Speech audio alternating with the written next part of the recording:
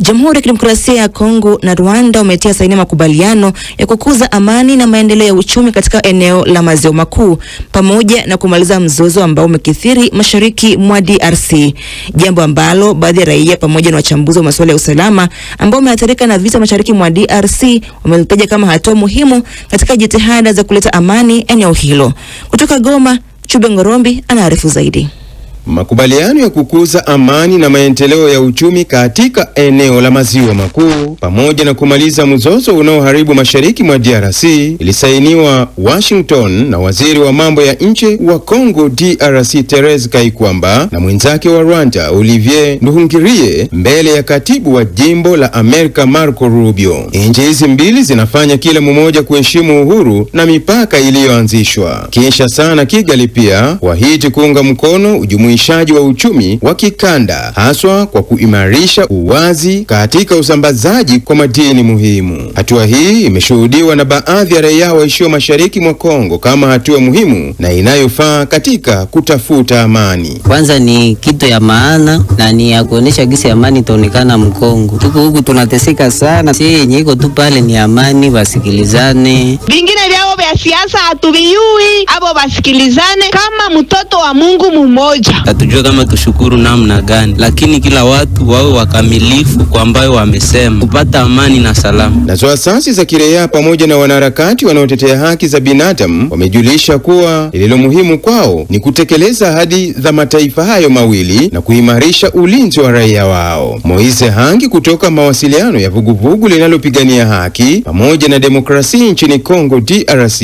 Lucha amejulisha mtazamo wao. Habari nzuri kwa wakongomani wote kwa ukweli ambao wamechoka na vita, wamechoka na mauaji, lakini ile ambayo tunakuwa kishutumu ama woga wetu ni unafiki na ujanja ambayo yakuwa nayo, lakini baada ya siku fulani ya miezi fulani utaona tena wataanzisha vita. Na tume ya Umoja wa Mataifa nchini Kongo DRC MONUSCO ilisalimu saini ya azimio la kanuni zilizotokea Washington DC chini ya malengo ya idadi ya jimbo la Amerika kati ya serikali ya Jamhuri ya Kidemokrasia ya Kongo na Jamhuri ya Rwanda. MONUSCO ilibaini kujitolea kwa nchi hizo zilizosaini hati hii kuziunga mkono katika kukamilisha agizo lake, haswa ulinzi wa idadi ya watu. Ujumbe wa Umoja wa Mataifa pia unazingatia utashi wa saini ya hati hii kulinda, kuwezesha na kukuza uwezo wake wa hatua na ile ya vikosi vya mkoa na mifumo inayofanya kulingana na majukumu yao. Kwa hayo wachambuzi wa masuala ya usalama mashariki mwa Kongo DRC Tony Maliabatu akiwa mmoja wao hapa amesema, na upinzani pia ungelishirikishwa tena ndani ya hayo mawasiliano, ingeweza kuzaa pengine kitu kizuri zaidi kuliko hata kile ambacho tunatarajia. Amani, usalama na maendeleo ndiyo changamoto kubwa ambayo DRC imekuwa nayo kwa leo. Wao pia waweze kujitahidi kuboresha hali ya kuishi kama vile imekuwa nchi zingine za Kiafrika. Haya yanajiri wakati askari 5 wa jeshi la Kongo FARDC washuhudiwa pia kuuliwa na raia wa China kutekwa nyara na silaha kuchukuliwa wakati wa mashambulio ya waasi wenye silaha katika eneo la Kalemi katika jimbo la Tanganyika, karibu kilomita 40 kutoka Kalemi.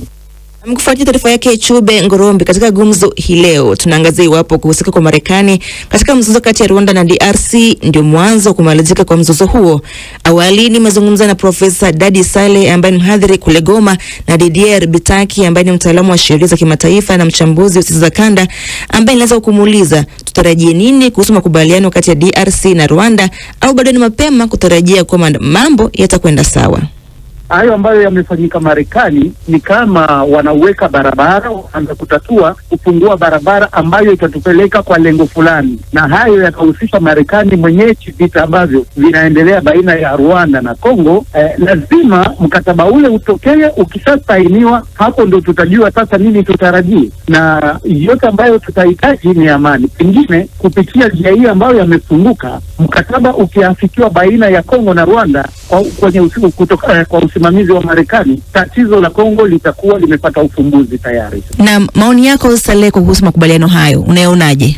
Tungelitaka hiyo mkataba ilete amani, ilete uchumi ya Great Lake, Rwanda, Uganda, Burundi, Kongo, Tanzania, watu waishi vizuri, wasiuawe na wafanye uchumi pamoja. Ndio yenye tungelitaka kabisa.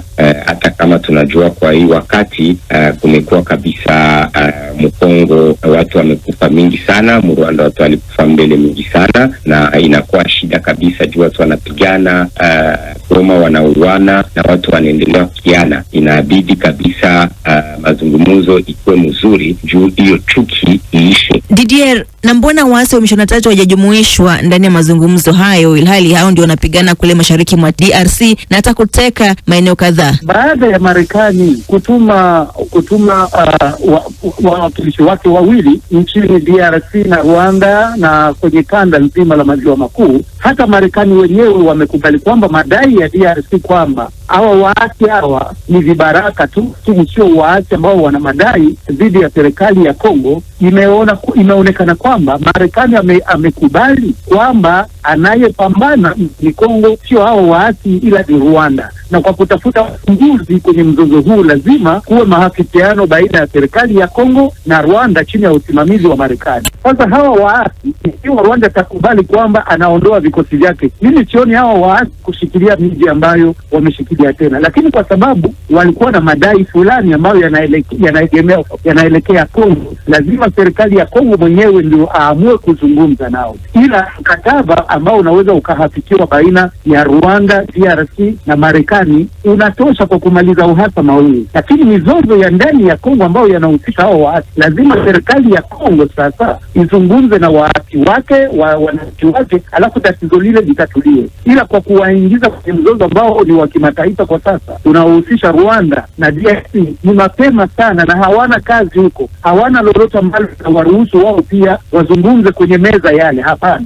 Na hata baada ya mazungumzo hayo kufanyika, bado mapigano yanashuhudiwa Kivu Kaskazini. Na kumbuka kwamba M23 walikuwa wamesema wako tayari kusitisha mapigano mashariki mwa DRC. Unazungumziaje hili? Unajua, kusitisha mapigano ni wakati ambako kukuweko pande mbili ili mapigano yasitishwe. Sasa pande mbili hizi hazijahusishwa, yani FARDC na jeshi lao na vikosi vyao waasi. Na jambo la pili, kwa mazungumzo yote ambayo yameendelea, hatujashuhudia mahali ambapo wamesaini mkataba wa usitishwaji mapigano. Ila mazungumzo, makubaliano ya Marekani ambayo kwa sasa yana manufaa zaidi, yameonekana kwamba hawakuzungumzia jambo la usitishwaji mapigano, ila huko Marekani walikubaliana kwamba waingie kwenye mchakato ambao utawarahisishia kufikia mkataba wa usitishwaji mapigano na suluhisho la kisiasa kwenye masuala ambayo yanahusu siasa. Kwa wakati huu hadi pale mkataba utakuweko, mapambano yataendelea tu kuzidi, ila ikiwa kutafikiwa muafaka baina ya pande zote ambazo zinahusika, hapo ndipo mapambano yanaweza yakasitishwa. Hiyo mkataba ya Amerika alia Rwanda na DRC aiangalie M23 na aiangalie wazalendo. Ni kusema kama tungili advice, tunalomba kabisa wachunguze hiyo mambo kabisa, tusikuwe na mkataba yenye haitakuwa na maana, itakuwa ya uongo yenye watu wanasema vitu yenye abata kutenda. Washington iko kwenye mazungumzo ya kuwekeza mabilioni ya dola katika madini yaliyoko nchini DRC. Unafikiri ni kwa nini DRC kupatana na Rwanda ni muhimu kwa Marekani kabla hawajatekeleza uwekezaji huo? Ni muhimu sana kwa sababu kama tunavyojua, tulishuhudia serikali ya Kongo ikisaini mikataba na nchi ya China kwa kuzalisha madini haya na yaelekee China. Na wakati ule sasa Marekani pia akataka afungue njia kutoka Angola hadi aingie Zambia hadi kwenye bandari ya Indi huko Dar es Salaam. Hiyo ilikuwa njia pia mojawapo alikuwa akitafuta kwa kuwekeza bilioni ya madola ili kuzalisha madini ya kokoto yaelekezwe Marekani. Kutokana na kwamba China sasa nguvu zake bado zinaendelea kuingilia humo kati na ni mojawapo wa vyanzo vya mizozo ambayo yanatokea huko, basi Marekani kabla hajawekeza pesa zake, lazima nchi hizi mbili zihakikishe kwamba nguvu za China zimepunguka. Na kitu cha pili, kumekuwa usalama ambao pesa na bilioni hizi za Wamarekani, kampuni za Marekani wachukue madini yale ambayo yalikuwa yakiendelea kuchukuliwa, yanaporewa na Rwanda, yanapelekwa China, yanapelekwa sijui kwa masoko gani. Sasa yule ambaye alikuwa akipoteza hapo ni Marekani. Unadhani makubaliano haya yataweza kuleta amani ya kudumu kati ya Rwanda na DRC? Kumekuwepo na mazungumzo yaliyoongozwa na Angola na pia Qatar ile ya kupiga hatua kubwa. Hayangelipiga hatua kubwa kwa sababu ilikuwa bado hayajaungwa mkono na Marekani, na hiyo ilikuwa kwa sababu Marekani alikuwa hajajua ukweli halisi wa vita ambavyo vinaendelea. Lazima mchakato hiyo hayangezaa matunda. Hapo wakati Marekani imetuma wajumbe wake mara 2 nchini DRC na Rwanda na hata kwenye kanda nzima la maziwa makuu, wamegundua wa Marekani kwamba lazima vita hivi sasa visitishwe ili madini yale ambayo yanauzwa kwa soko la kimataifa yatolewe nchini Kongo kihalali. Na ikiwa atatolewa nchini Kongo kihalali, basi hatuwezi tukamtupilia Rwanda kwa sababu alitetea faida za Marekani kwa muda mfupi. Lazima yeye pia ashirikishwe. Ndio basi badala ya kufanya vita baina ya nchi hizi mbili, kwa sababu madola haya mawili China na Marekani wanapambana, wamoja wakiunga mkono serikali ya Kongo, wengine wakiunga mkono serikali ya Rwanda, basi Marekani anachukua yote na weka mezani na anataka yeye mwenyewe kama mwenyeji wa vita ayamalize. Kufikia hapo msikilizaji